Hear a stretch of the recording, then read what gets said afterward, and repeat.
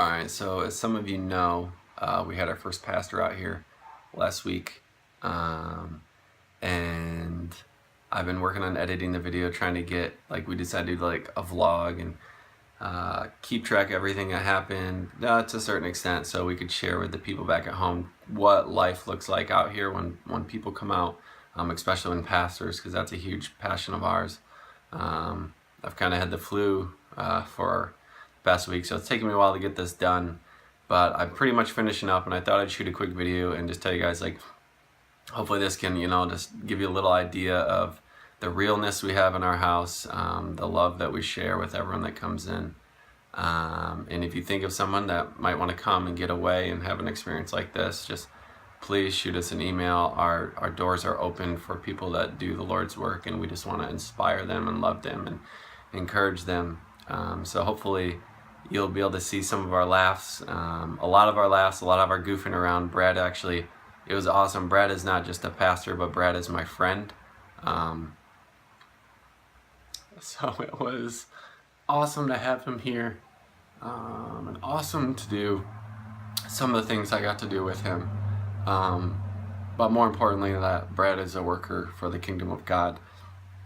And we all had a wonderful time with him, but we got to joke around a lot with him as well. So check out the video, bear with all of our goofy things we do, and just like I said, the point of me just shooting this is just so you guys know it is going to be a little bit goofy, but also we do want more people to come out, and we do want to love on more people. So if you think of someone that wants to come out, if they can't afford flying out, let us know. We have money set aside to fly people out. We flew Brad out. We have money set aside to pay for their groceries. And this is not, this is kind of getting long. Obviously, I want to get to the video here, but this is not to build ourselves up. This is to build them up. We're not trying to say we're awesome. We're trying to say that the people we bring out here are awesome, and that's why we want to do it. So check out the video. Give it a thumbs up if you like it, and shoot us a message if you know someone. All right. So one thing we like to do is when pastors come out, we want to make sure we know what they like for breakfast. And the pastor we have coming out lifts weights, so he's on kind of a strict diet and he eats 10 eggs a day. So we're stocking up so we can have breakfast ready for him in the morning. So we're going to pick up Brad. He's a pastor that is coming here and we get a love on, and we thought we would actually vlog the whole time. Which is hard when you're picking him up, he's right there. So he's taking pictures or something. So hopefully he's okay with vlogging, and we're gonna make a little video about what everything's like. So Brad gets in the car, and how long do you think it was? Like 3 seconds later, not even. There's a hitchhiker. So we just took him to his house, and he was pretty happy about it. And we got to get to know a new guy, and Brad's getting the Hawaiian experience already. Right off the bat. It's going good.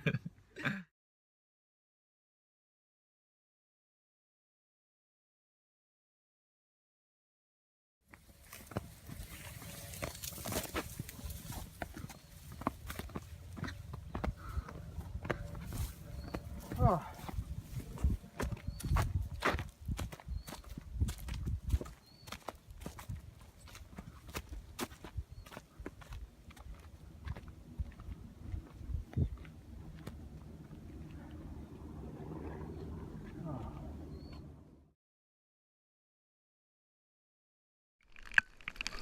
So Brad has never been in the ocean before. He's out here. He figured his first time in the ocean, he tried surfing.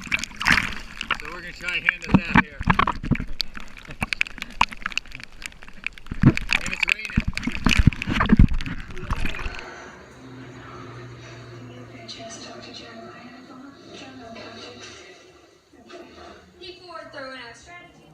Alright, Pastor Brad here is eating his starfruit for the first time. What's it taste like? I don't know. Fruity heaven. We're at the grocery store right now. GNC and Brad thinks that he's allowed to buy his own stuff. Real stuff. No. No. Not So happening. we're buying it for him right now. So Brad just said he was going to take us all out, and he insisted, let me take you guys out.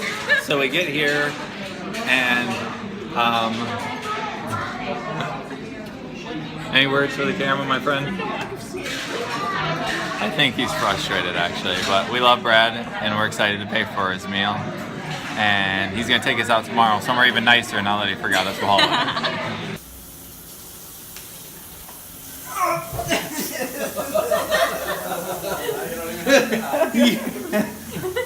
You're gonna sit in timeout. This is your corner right here.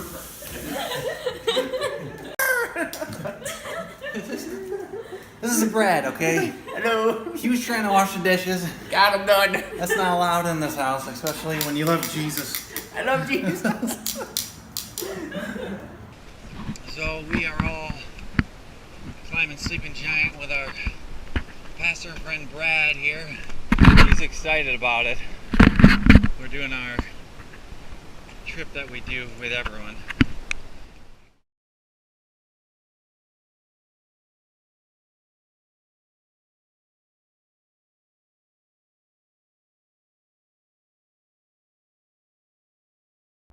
All right, Brad teaching me a lesson on how to run. I'm trying not to die. We're not gonna die. We'll make it. We'll be all right. I disagree.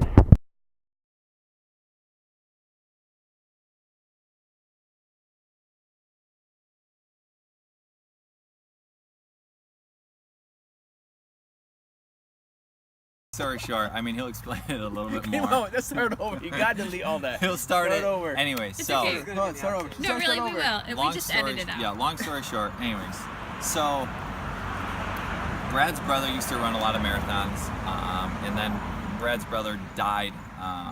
And the last marathon he ran was in Hawaii, and Brad was a pastor, and he's going to come out here. So I thought it'd be cool if, in memory of his brother, we could run a marathon. So I'm a little bit of a girl, so we decided to run a half marathon instead.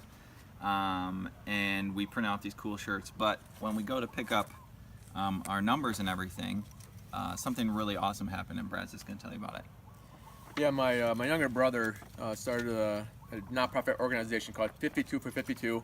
He was going to run 52 marathons in 52 weeks for 52 different people with cancer. So he started this organization. We show up to pick up our number packet, and we go to the list to look at our names and find our numbers. I see my number, and immediately I thought Simon had purposely picked my number. So I walked up to him, asked him, "Hey, did you pick my number?" He's like, "No, I didn't. Why?"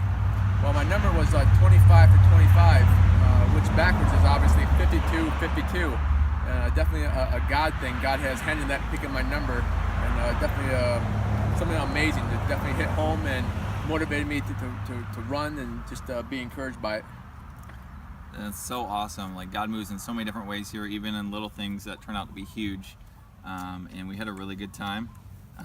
Brad, better time than I did, but hopefully you guys watch the whole video and see everything that happened and all that. So, All right. so one of the things we want to do with our vlog here is we wanted to share like the coolest things that we got to do with Brad, or some of the funniest moments. And there's a ton that I can think of, but I didn't want to like embarrass Brad before I embarrassed myself. So I do want to say, like, we ran a marathon today, and I was thinking I was going to need to run slow for Brad, but it was actually probably the worst running experience of my life. And Brad refused to leave my side the whole time. He was running backwards several times. He was talking to everyone that ran by us because I was going really slow. And he was like, there's these orange cones that keep the traffic away. He was hurdling them and making horse noises. So that was pretty hilarious. But my favorite time was, Brad's never been in the ocean before, and the first time we went in, he wanted to go surfing. So we were surfing, and the coolest experience ever happened. A sea turtle swam up beside Brad's surfboard and popped his head up and looked right at Brad. And I said, "Brad, a sea turtle." And Brad just flips a nut. He starts freaking out, screaming like a little girl, and like, "I don't want, get that thing away from me." Now, obviously Brad's a big joker, but Brad was dead serious. He was scared of a sea turtle. So next time you see Brad around, make sure you give him a hard time and tell him you could have had the most amazing experience ever. Like, there's a sea turtle swimming around your surfboard, yet you acted like a little girl.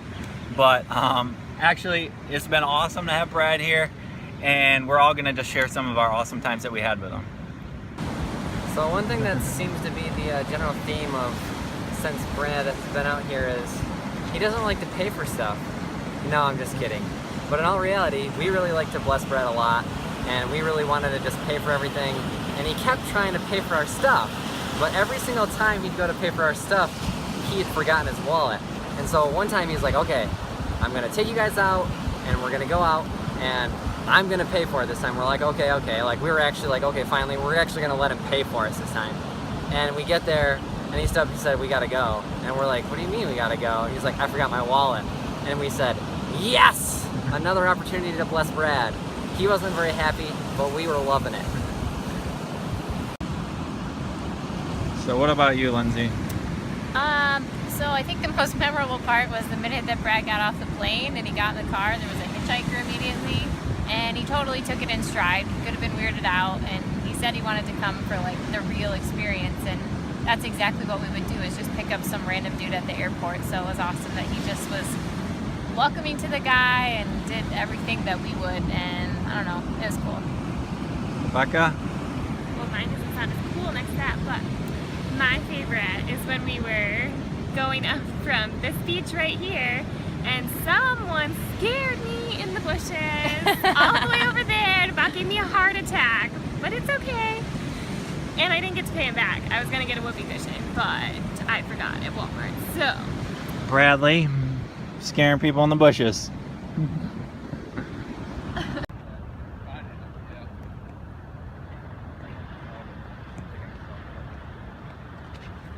Waiting for Simon and Lindsay to pop That's all right. I still have to move up. Thanks. 20.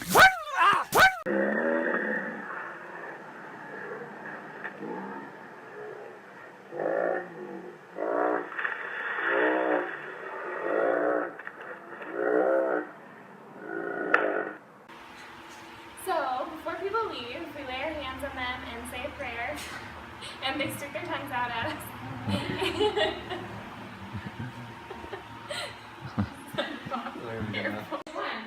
The picture of us with the shirts. Oh, yeah, I can send that too. That way I can put that on the Instagram page. Am I supposed to put my name on it or no? It's good? Okay. Just want to say, Did you record that? Yeah, of course I did. thank you, snap. No pressure, but I've been asked to share a few things that I really enjoyed about being here in Hawaii with this wonderful ministry team. A few things I wanted to cover. I'm just going to go in order, no preference, because Simon's so righteous, he's going to think he's the best. But I'm going to start with Simon. I'm going to try not to cry, but it's been a really heartfelt week that I really needed being here. One of the things I really loved while I was here was today. Simon and I were running the marathon, and the whole time I was thinking about my younger brother and thinking about what Simon and Lindsay and DJ Rebecca had done just to register me for the race. Simon actually running with me, beside me in Hawaii when my younger brother ran before he died. The shirt, the prayers, the motivation, the encouragement. And I remember Simon and I running and looking at the mountains and just seeing what my younger brother saw, and just being overcome with emotions, and just thanking Simon for allowing me to run with him and encouraging me to run and be a part of his first run. I won't forget that. Another thing I of course gotta bring up is snorkeling for the first time with Simon and DJ. Something I will never forget. A few different moments happened that I'm just glad to be alive. First, we were snorkeling, and as many of you know or may not know, I'm deathly afraid of sharks, which is the first time I'm ever in the ocean. I just had to go out there and do some snorkeling. So the boys left me. Next thing I know, they're closer to the shore, and I'm out in the deep with waves coming over. And as soon as I turn around, put my back to the ocean, I had a panic attack, nearly drowned, sucked in water. Didn't snorkel very well, but I survived. I didn't die. But it got worse. I got up to the boys, and the boys were like, "Hey, Brad, look at the fish." So I go and I want to touch the fish. And they tell me that these fish get scared and would jump out and stab me in the neck. So I just wanted to touch them and pet them, which you don't do in Hawaii apparently, with fish with needle nose. But moving from Simon and DJ over to DJ, he was very sacrificial this week. Being selfish, I wanted to hit the gym a few times, and DJ was more than willing to get in his vehicle, use his gas, and take me. We had set plans at night to go at 5:30 in the morning. I got up at 4:30. I kind of sat there. 5 o'clock came. He didn't get up. 5:30 came. We didn't leave. I think you're so righteous. 6 o'clock came, and he got up, and we made it there. But it was something small for him, but it was something huge for me. Just for him to get up in the morning. He left his wife in bed and was able to take me to the gym. But he stayed there at the beach until I got done, and was able to pick me up and bring me home. It was a huge thing to see that kind of sacrifice and giving up his sleep, time about with his wife, and just for me. But the last thing I want to mention is these girls, Lindsay and Rebecca. They were definitely a wife and a servant after God's own heart, giving up of their time and efforts to prepare meals, to shop, to pick up supplies, to make sure that I was fed, morning, lunch, dinner.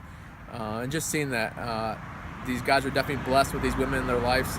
I'd be blessed to have a wife half as great as these women are, and it meant a lot to me. And for them, it's something small again, just feeding somebody. But for me, it was definitely seeing servants at work.